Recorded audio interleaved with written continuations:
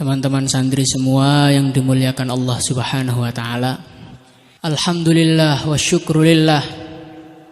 Pada malam ini Allah Subhanahu wa taala masih mengumpulkan kita di dalam majelis yang mulia, yaitu tulisannya di belakang itu majelis detik-detik akhir bersama daurah 2 katanya. Jadi anak daurah 2 ini umurnya tinggal detikan saja. Mereka sudah mengharapkan kematian. Loh, tandanya orang tuh kalau imannya benar tuh pengen cepat-cepat mati loh. Hadirin yang dimuliakan Allah Subhanahu wa taala, Masya Allah, detik-detik terakhir.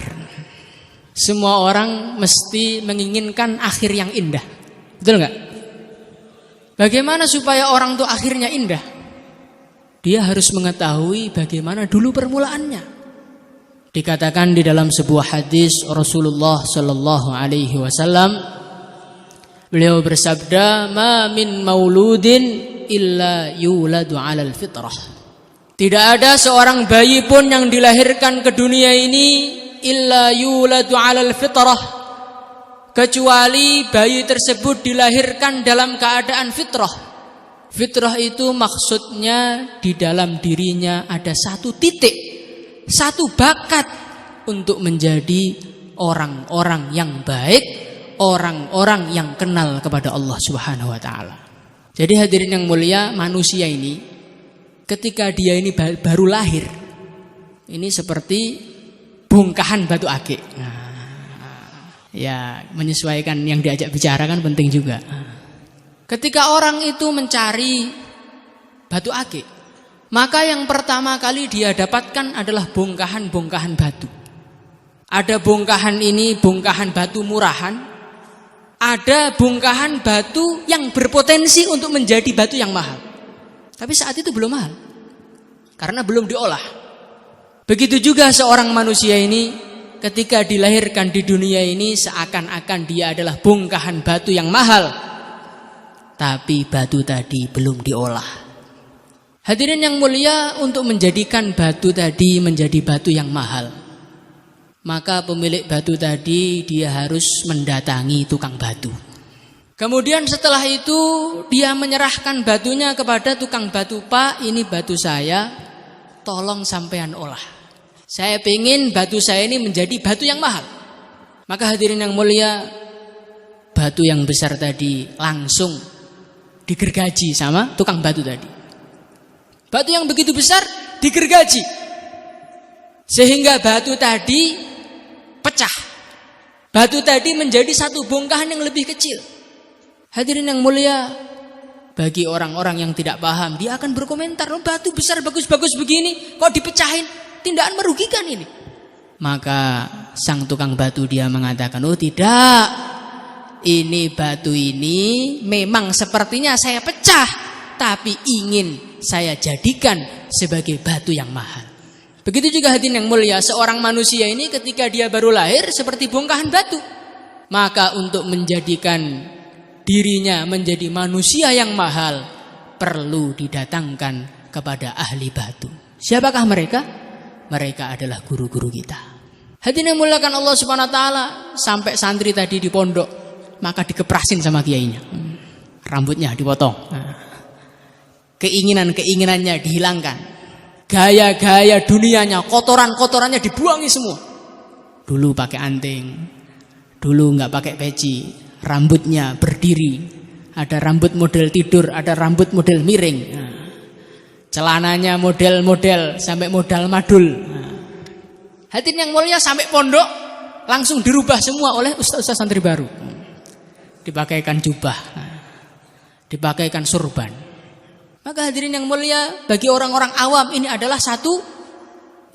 satu penyiksaan. Ini menjadikan manusia menjadi tidak bebas lagi. Keinginan-inginannya dikepras. Ini menghilangkan hak asasi seorang manusia hidup di dunia. Hadirin yang mulia, tapi orang yang mengatakan seperti ini adalah orang-orang yang tidak paham. Orang-orang yang paham batu, ketika batu semakin dikepras, dia semakin gembira. Karena apa? Karena batu yang mahal semakin dekat dengan dia. Begitu juga hadirin yang mulia, bagi seorang santri yang sebetulnya semakin banyak dikepras oleh gurunya, keinginannya semakin tertahan, maka sebetulnya semakin dekat kemuliaan dia. Maka hadirin yang mulia, kalau kita ini dilarang-larang gurunya, harus tambah senang, insyaallah. Bukan kalau dilarang, wah saya sabar saja. Oh belum itu, harus syukur. Kalau kita syukur, berarti kamu tuh orang yang paham batu. Kalau kita melihat batu kita dikeprasin, wah saya sabar saja ngelihat batu kita dikeprasin. Oh itu namanya orang nggak paham batu.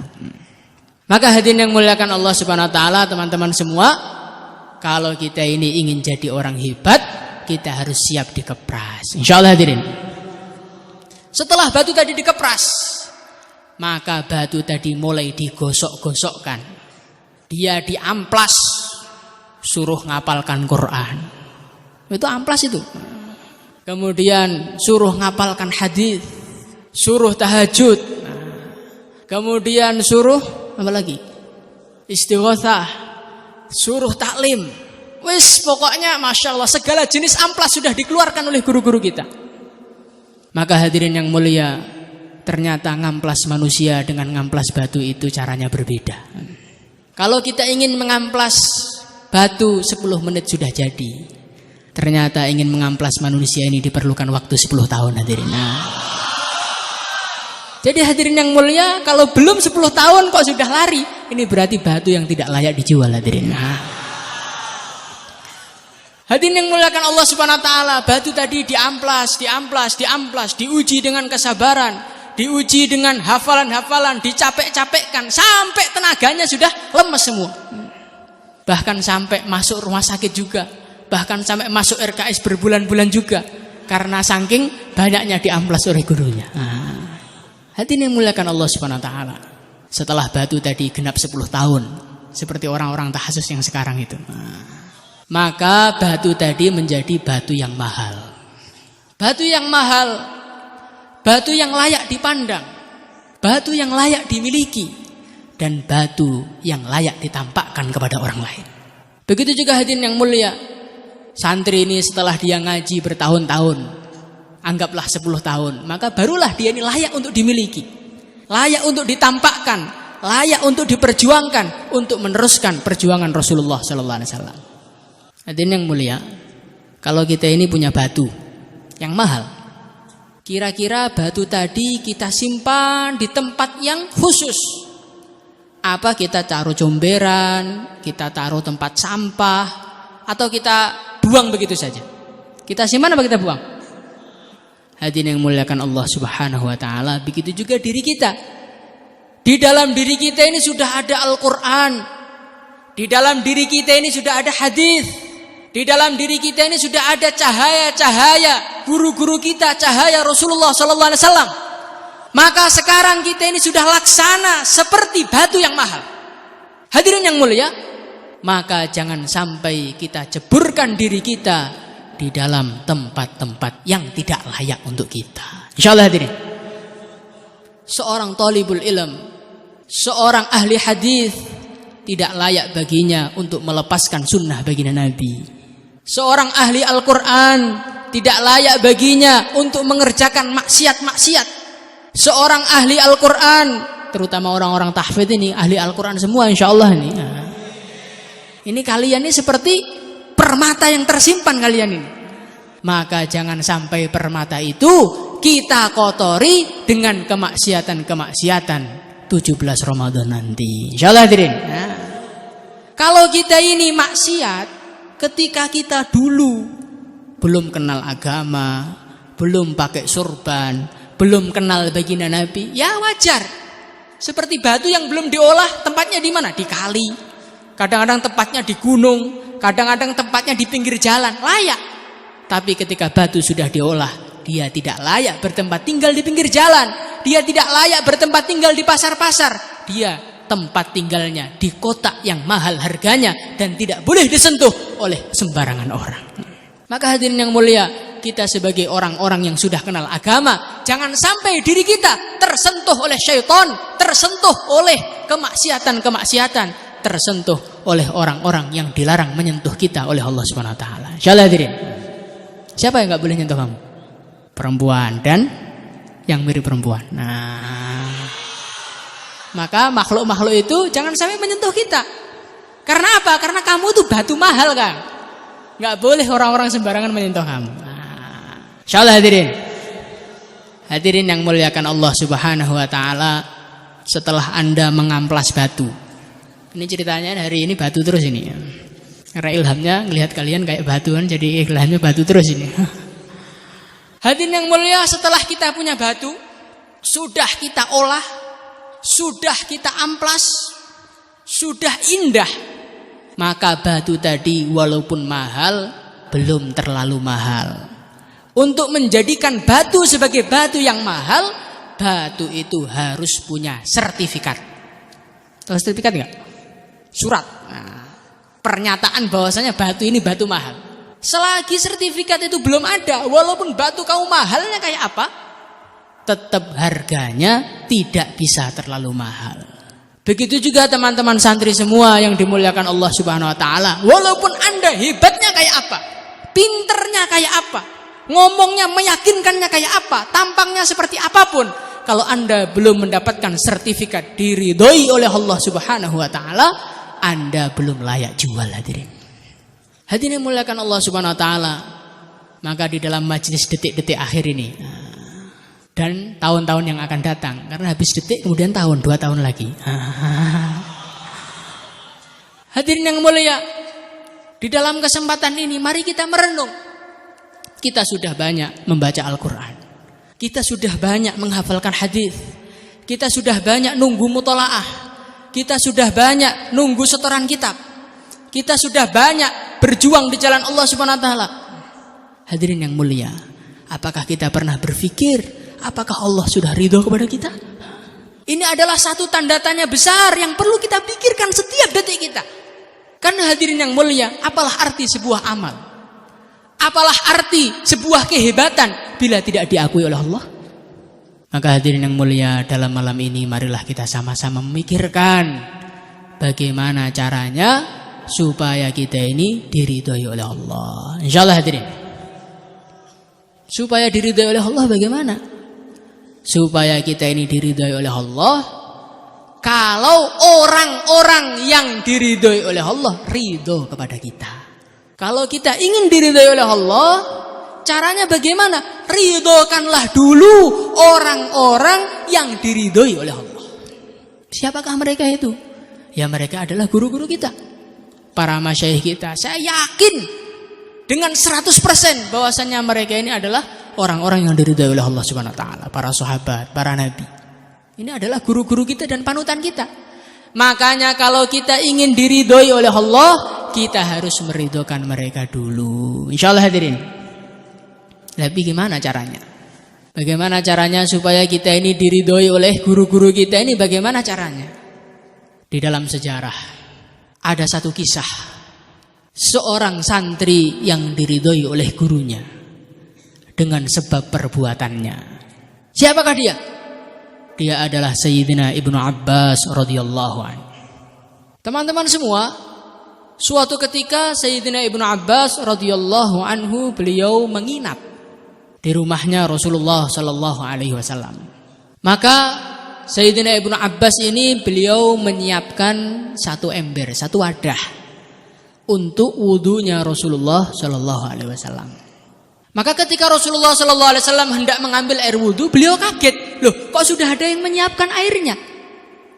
Maka Rasulullah sallallahu alaihi wasallam tanya, kurang lebihnya siapa yang menyiapkan air ini? Maka dikatakan kepada beliau, ini Sayyidina Ibnu Abbas ini yang menyiapkan airnya. Maka Rasulullah sallallahu alaihi wasallam beliau begitu gembira dengan perbuatan Sayyidina Ibnu Abbas. Akhirnya Rasulullah berdoa, Allahumma 'allimhu ta'wil, Allahumma faqihhu fiddin wa 'allimhu ta'wil. Jadi hadirin yang mulia, teman-teman semua, kalau kita ini ingin diridhoi oleh guru-guru kita, kita harus punya satu amalan yang sangat-sangat penting. Apa itu amalannya? Amalannya adalah khidmat kepada agama, khidmat kepada guru-guru kita. Insyaallah hadirin. Hadirin yang mulia, khidmat ini adalah termasuk satu perkara yang sangat penting. Kenapa dikatakan sangat penting? Karena hadirin yang mulia, manusia itu hebat atau tidaknya tergantung hatinya. Betul nggak? Walaupun kamu tuh gotot, hebat, kuat, tampan, kalau hatinya busuk ada harganya nggak? Nggak ada harganya. Kehebatan manusia terletak di dalam hatinya. Dan ketahuilah hadirin yang mulia, hati kita ini sudah terlalu banyak ditutupi oleh kotoran-kotoran kemaksiatan. Di antara cara untuk membersihkan kotoran-kotoran hati kita adalah dengan amalan namanya khidmat. Jadi hadirin yang mulia, dalam diri kita ada sifat membanggakan diri, dalam diri kita ada sifat sombong, dalam diri kita ada sifat ingin dihormati. Ini semua akan hilang kalau kita punya amalan namanya apa? Khidmat. Khidmat itu perkara penting. Orang-orang hebat, orang-orang mulia di sisi Allah Subhanahu wa taala amalannya rata-rata khidmat semua. Maulana Ilyas rahimahullah, pendiri dakwah yang memulai dakwah pada zaman ini. Beliau kerjanya kalau malam membersihkan WC kurang lebih 12 tahun. Pernah kita membersihkan WC? Pernah kita? Jarang-jarang, malah ngotori, bikin asap di dalam. Hadirin yang mulia, Masya Allah. Sebagaimana khidmat, menolong orang iman, membantu orang iman, itu membersihkan hati kita dan mendatangkan ridho-ridho guru kita. Sebaliknya, menyusahkan orang iman, membuat kotoran-kotoran, menyusahkan orang khidmat, itu akan menutup hati kita.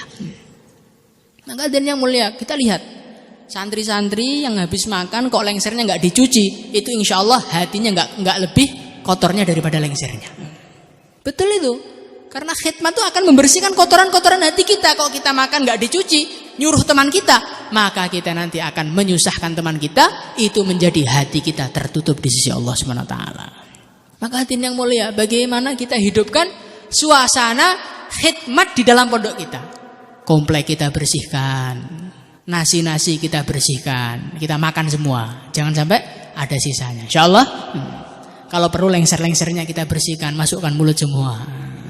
Kemudian sampah-sampah kita bersihkan, diri kita bersihkan, letakkan kitab di tempatnya, membantu temannya, membantu saudaranya, menolong temannya. Kalau suasana khidmat ini hidup dalam pesantren kita, maka kotor-kotoran hati kita akan dibersihkan oleh Allah. Lah kalau kotoran itu sudah dibersihkan oleh Allah, ngelihat ilmu itu seperti ngelihat makanan, semangat terus, pengennya ngaji terus sampai 10 tahun. Tapi kalau orang tuh jarang khidmat, pengennya 8 tahun pengen selesai terus. Maka coba kita lihat yang nggak betah-betah itu insya Allah nggak pernah khidmat itu. Maka hadirin yang mulia, bagaimana kita ini hidupkan suasana khidmat dalam pesantren kita. Insya Allah hadirin. Hadirin yang mulia, zaman dulu kala ada seorang kiai besar. Ketika beliau jadi santri, sama gurunya ini nggak suruh ngaji, sama gurunya ini suruh pergi ke sawah selama 3 tahun. Kemudian sampai sawah, pulang dari sawah cuma dikasih ketela 1 tok. Siap nggak kamu? Siap nggak? Betul? Mulai besok makan ketela ya. Ulama tadi ketika beliau jadi santri tiap hari suruh nyangkul mulai pagi sampai sore, pulang-pulang sampai pondok cuma dikasih ketela 1 tok. Tapi hadirin yang mulia, yang nyuruh ini orang hebat, yang khidmat juga orang hebat. Akhirnya apa? Akhirnya gurunya ridho, Rasulullah SAW ridho, kemudian Allah Subhanahu wa taala ridho kepada dia. Akhirnya apa? Akhirnya jadinya kalian ini. Kalian ini termasuk barokahnya orang yang mencangkul di sawah dikasih ketela 1 tadi. Jadi orang-orang hebat itu ceritanya bagaimana? Ceritanya gara-gara khidmat. Syekh Bahauddin An-Naqsyabandi rahimahullah. Beliau ini adalah pimpinan tarekat seluruh alam. Beliau ini tarekatnya kenapa bisa hebat? Sebelum beliau jadi orang hebat, amalannya khidmat. Maka berarti khidmat itu perkara penting apa enggak? Maka bagaimana suasana khidmat ini kita hidupkan dalam pesantren kita. Insyaallah ya. Minimalnya kalau kita ini belum bisa khidmat, minimalnya kita ini jangan sampai menjadikan orang lain terpaksa khidmat dengan kita. Zaman sekarang ada namanya piket kamar, ada namanya roan kebersihan. Betul nggak? Kenapa ada seperti itu? Karena banyak santri yang tidak mau khidmat. Coba kalau setiap santri itu lemarinya dibersihkan sendiri, bajunya dibersihkan sendiri, lengsernya dibersihkan sendiri, dirinya dibersihkan sendiri, maka nggak ada namanya piket. Sebelum gaji sudah bersih semua, laksana seperti surga. Nah, maka bagaimana kita jadikan pondok kita ini nggak perlu ada khidmatan, sudah bersih semua. Insyaallah. Niatnya apa? Niatnya untuk membersihkan hati kita. Hadirin muliakan Allah Subhanahu wa taala. Kemudian dalam kisah yang lain, Sayyidina Ibnu Abbas radhiyallahu an, beliau ini sholat bersama Rasulullah sallallahu alaihi wasallam. Maka oleh Rasulullah sallallahu alaihi wasallam, ini Sayyidina Ibnu Abbas ini berdirinya di belakang Rasulullah. Maka oleh Rasulullah sallallahu alaihi wasallam, Sayyidina Ibnu Abbas ini ditarik ke depan supaya sejajar dengan baginda Nabi. Tapi Sayyidina Ibnu Abbas radhiyallahu anhu, beliau enggak mau, mundur lagi. Akhirnya habis sholat ditanya oleh Rasulullah, Ibnu Abbas, ngapain kamu saya suruh sejajar sama saya? Enggak mau. Maka Sayyidina Ibnu Abbas beliau mengatakan, tidak pantas kalau Ibnu Abbas itu berdiri sejajar dengan Rasulullah sallallahu alaihi wasallam. Maka Rasulullah sallallahu alaihi wasallam beliau gembira dan beliau mendoakan lagi, Allahumma faqihu fiddin wa 'allimhu ta'wil. Jadi hadirin yang mulia, dari cerita ini kita bisa mengambil satu pelajaran. Kalau orang itu ingin diridhoi oleh guru-gurunya, diridhoi oleh para wali, diridhoi oleh para sahabat, diridhoi oleh Rasulullah, diridhoi oleh Allah Subhanahu wa taala, di antara perkara yang paling penting adalah menjaga adab. Hadirin yang mulia, segala sesuatu yang ada kaitannya dengan agama ini harus kita jaga adabnya. Insyaallah ya. Kamu kalau dari rumah dapat kiriman surat khusus, kira-kira suratnya itu kamu simpan di tempat yang terhormat, apa kamu jadikan ganjel lemari kamu? Mesti kita akan menyimpan di tempat yang terhormat. Kenapa? Karena ini ada kaitannya dengan orang-orang yang saya hormati dan ada kaitannya dengan orang-orang yang saya cintai. Begitu juga hadirin yang mulia, kalau kita ini mau mikir, sebetulnya di pondok ini semua terhormat. Ada meja, ada kursi. Ini bukan kursi biasa. Ini adalah meja dan kursi yang digunakan untuk meletakkan firman-firman Allah Subhanahu wa taala. Maka meja-meja kita harus jaga adabnya. Insyaallah. Meja-meja di pesantren itu jangan di kamar kamu dudui, mau maku kamu jadikan panjatan, kemudian mau wis pokoknya banyaklah keperluan-keperluan pribadi kamu menggunakan meja, itu dosa. Karena berarti kita ini enggak menjaga adab dengan agama. Di pesantren kita ini banyak kelas-kelas. Ini bukan kelas biasa, ini kelas untuk memperdengarkan firman-firman Allah dan sabda Nabi. Maka jangan sampai kita ini sembarangan di kamar kita, baca komik di kamar kita, main HP di kamar kita. Insyaallah hadirin. Ini kalau perkara ini enggak kita jaga, kita termasuk orang enggak jaga adab. Man hanat alaihi shalah fa huwa indallahi ahwan. Orang yang tidak menganggap agama itu sebagai perkara mulia, di sisi Allah lebih rendah lagi. Maka hadirin yang mulia, bagaimana kita jaga adab? Dengan kakak kelas kita. Anak kelas SP jaga adab dengan anak kelas 1.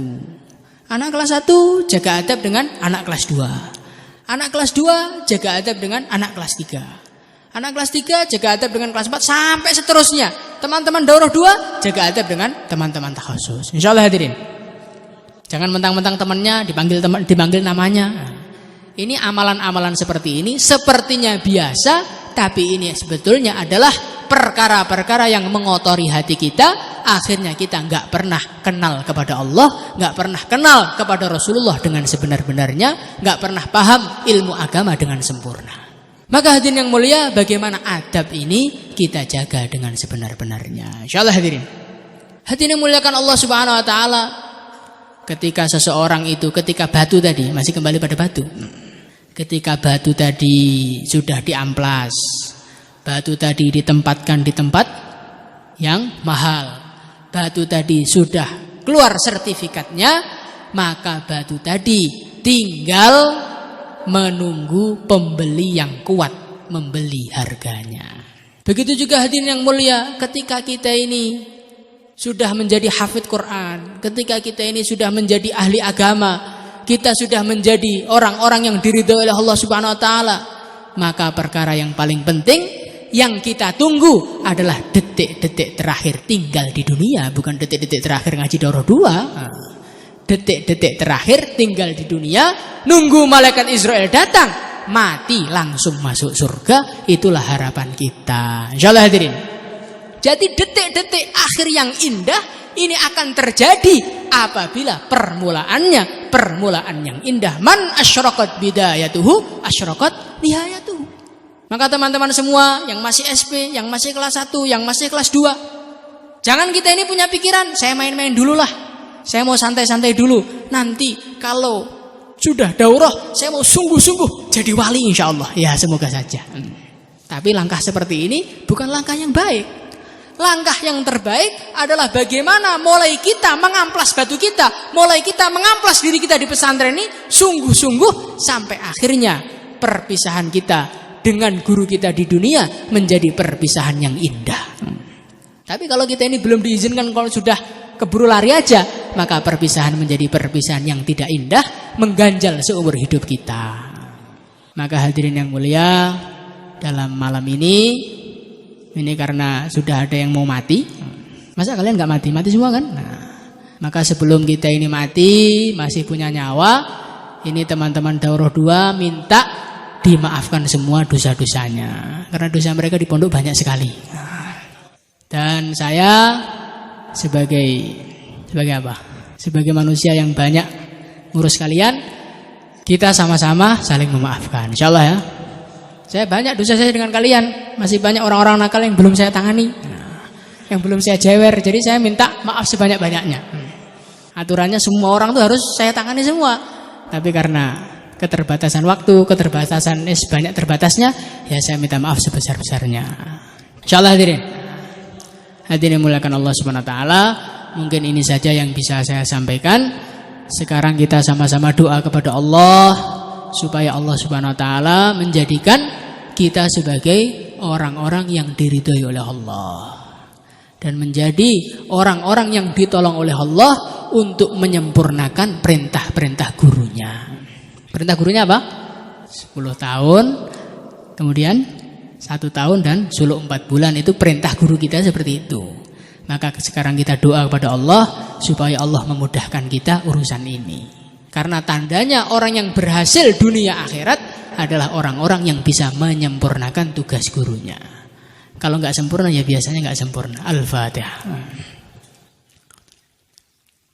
Allahumma salli wa sallim ala Sayyidina Muhammad wa ala ali Sayyidina Muhammad kama sallaita ala Sayyidina Ibrahim wa ala ali Sayyidina Ibrahim fil alamin innaka Hamidum Majid.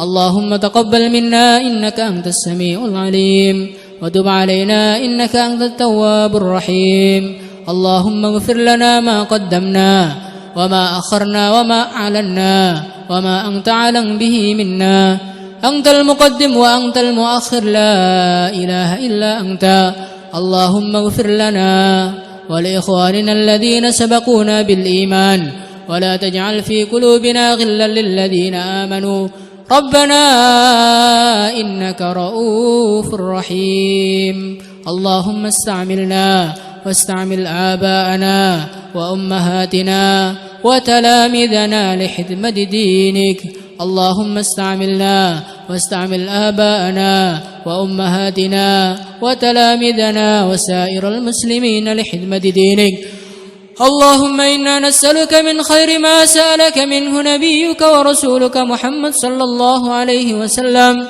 وعبادك الصالحون وملائكتك المقربون ونستعيذ بك من شر ما استعاذك منه نبيك ورسولك محمد صلى الله عليه وسلم وعبادك الصالحون وملائكتك المقربون اللهم هؤلاء التلاميذ الذين جاءوا من أنحاء العالم اللهم تول تربيتهم اللهم تول تزكيتهم اللهم تول جميع شؤونهم ووفقهم لما تحبه وترضى من القول والعمل والفعل والنية والهدي والهدى واعتقاد اللهم علمهم اللهم فقههم اللهم اجعلهم من العلماء العاملين اللهم اجعلهم من العلماء العاملين اللهم اجعلهم من الدعاة المقبولين صلى الله وسلم على سيدنا محمد وعلى آله وصحبه أجمعين walhamdulillahi rabbil alamin. Al-Fatihah.